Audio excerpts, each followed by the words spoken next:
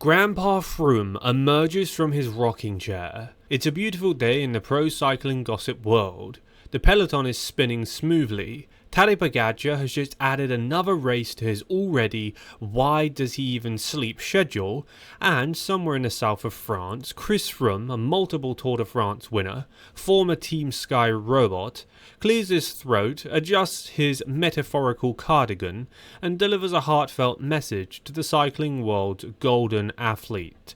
Quote, "Be careful not to push too hard mentally. You need motivation, but you have to give yourself space to breathe.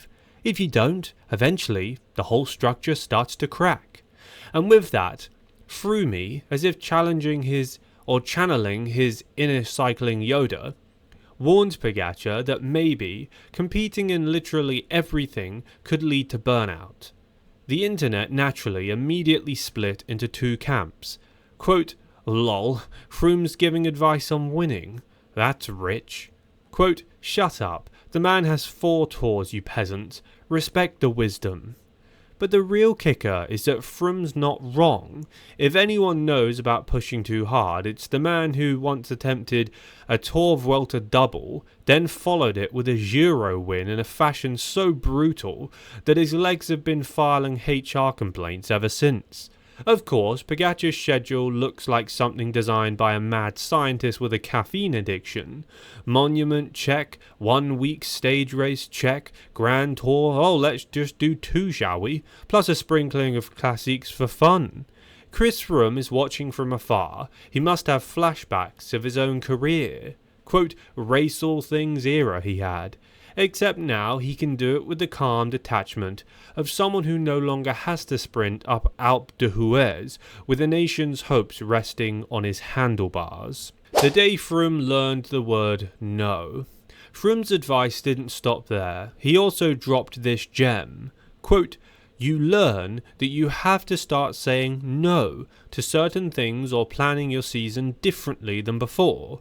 You shouldn't push yourself too hard mentally. It's very demanding and makes everything more difficult." And there it is, the sage wisdom of a man who once did not say no and paid the price. Let's rewind to 2018, the year Froome decided that 3 Grand Tours in a row was a great idea. The Giro d'Italia, the Tour de France and the Vuelta a España, one after another, like a cycling version of the Triple Crown excerpt with some saddle sores and fewer horses. The result? Yes, he pulled off an insane Giro comeback, but by the Tour he was held together by sheer willpower, duct tape and post-stage rice cakes. The Vuelta, let's just say, the legs were not sending good vibes only. So, when Froome tells Pogačar to ease up, he's not being a grumpy old man yelling at clouds. He's actually a veteran who's been to the mountaintop, lived in the red for months, and knows what happens when you try to be Superman for too long. Spoiler, your watch dropped faster than a novice on the Mortirola. Let's be honest, does Team UAE want Pogačar to slow down? Of course not. He's their golden goose. If Tadej wants to do the Tour, Giro and Spring Classics, an impromptu cyclocross world championships, and maybe throw in a charity unicycle race, they'll smile and say, "Great idea, champ." Why? Because every start line he crosses is another wave of headlines, merchandise sales, and sponsor Instagram posts. The fans react, and the memes roll in. The moment Froome's comments hit cycling news sites, social media did respond. One camp went straight for the jugular. Quote, "Chris Froome advising on how to win is like Blockbuster advising Netflix on streaming strategy." Quote, "Cool story, Grandpa. Now tell us about the war." The other camp, mainly composed of people who remember the 2013 to 2017 season like a holy era, defending him fiercely they really were. Quote, "4 tours, 1 Vuelta, 1 Giro, show some respect, guys." Quote, "He's literally speaking from experience, you clowns." Even Pogačar fans were split. Some brushed it off as irrelevant. After all, Tadej's the Slovenian sunshine machine, immune to mortal human fatigue. Others admitted that Froome's warnings might be worth listening to, because while Pogačar looks indestructible, the list of riders who thought the same and then fell into a form black hole is long. Remember Tom Dumoulin? Remember Vincenzo Nibali's late career slump? Even Peter Sagan eventually hit the wall, metaphorically, though also sometimes literally. And here's the thing, Pogačar does respect Froome. He's never been the type to trash older riders, and he knows that Froome's history is better than most fans. That's probably why Froome's tone was more grandfatherly guidance than scathing hot take. It's advice from a man who once dominated the sport, then discovered that the human body isn't fond of constant top-level abuse. What happens if you ignore Grandpa? Let's imagine a world where Pogačar ignores every word Froome says. He keeps the 2025 calendar just as it is. Spring Classics, Giro d'Italia, Tour de France, a couple of warm-up stage races, Worlds, and maybe a cheeky attempt at Paris-Roubaix just to prove he can. At first it's fine. He wins here, podiums there, and his form graph on Training Peaks looks like the EKG of a hummingbird. But then, one morning, something changes.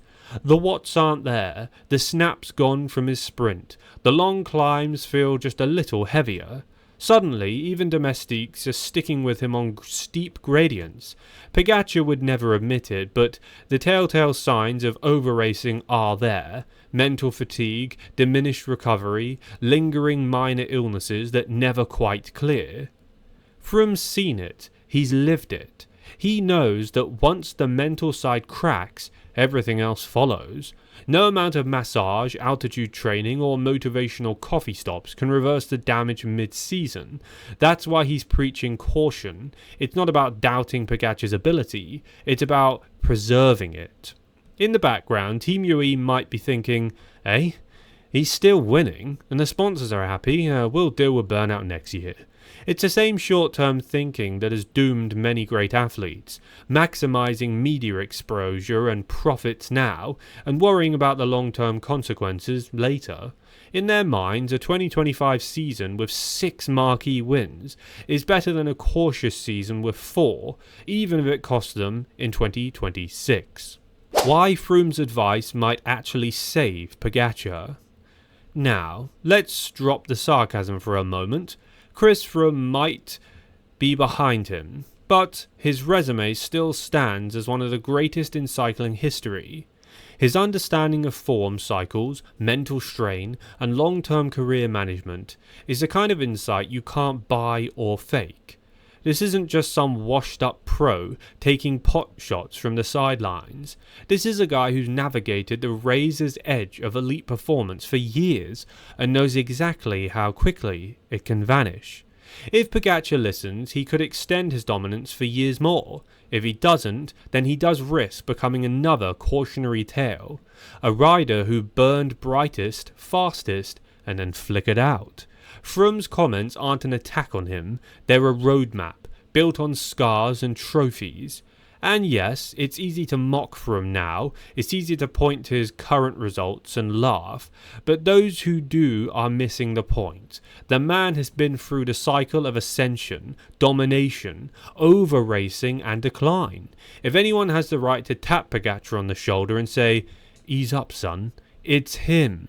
The irony, Froome probably knows Pogačar will ignore him. He knows the hunger of a young rider who feels invincible, but he also knows that one day, maybe 5 years from now, when Pogačar is sitting out a race to, quote, recover and thinking about how he used to do everything, Froome's words will echo back.